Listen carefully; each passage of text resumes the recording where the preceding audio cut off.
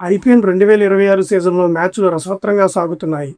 కానీ కొన్ని జట్ల పరిస్థితి, ముఖ్యంగా కొన్ని పెద్ద జట్ల పెర్ఫార్మెన్స్ అందరినీ ఆశ్చర్యపరుస్తుంది.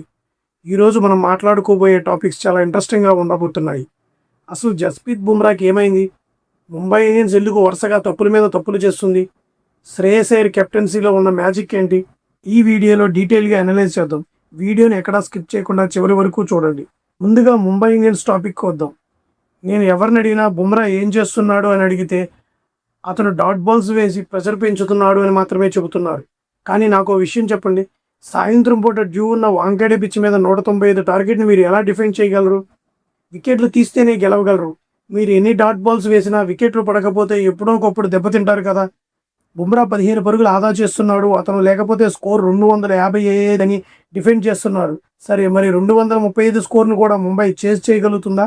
లేదు. గత 5 మ్యాచ్లుగా బుమ్రా ఒక్క వికెట్ కూడా తీయలేదు.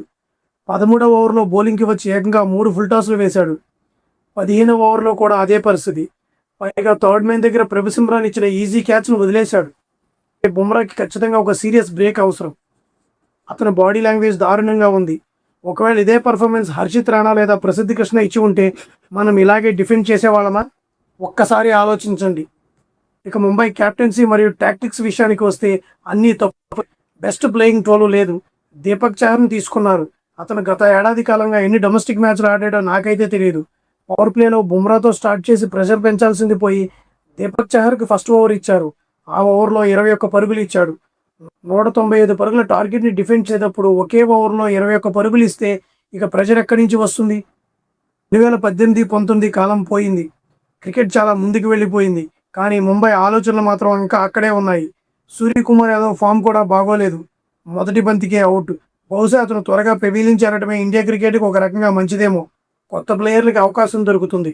ఇక ముంబై బ్యాటింగ్ గురించి మాట్లాడుకుందాం. నమన్దీర్ మరియు డికాక్ చహల్ని అయితే అసలు సెట్ అవ్వనివ్వలేదు.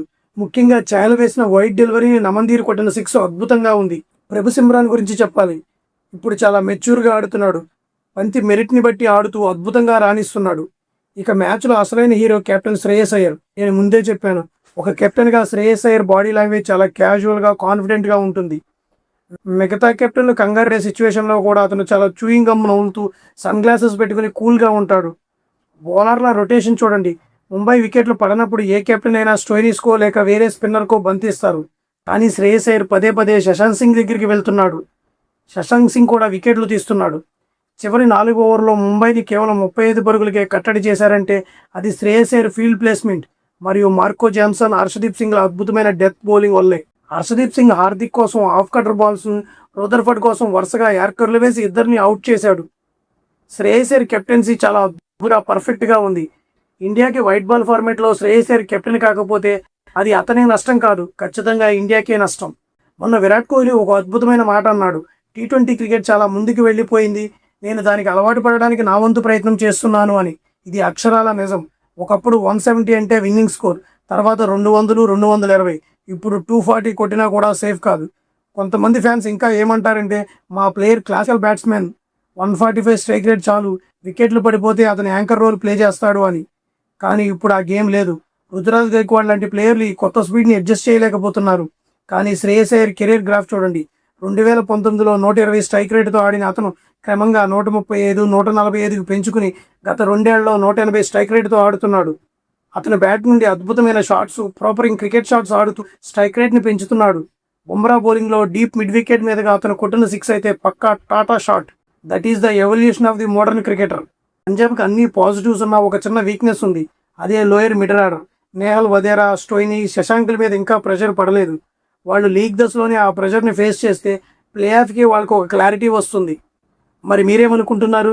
బుమ్రా ఫామ్పై మీ ఒపీనియన్ ఏంటి? మీ అభిప్రాయాన్ని కింద కామెంట్ సెక్షన్లో పంచుకోండి. ఈ వీడియో మీకు నచ్చితే లైక్ చేయండి. మరో వీడియోతో కలుద్దాం. అంతవరకు జై హింద్.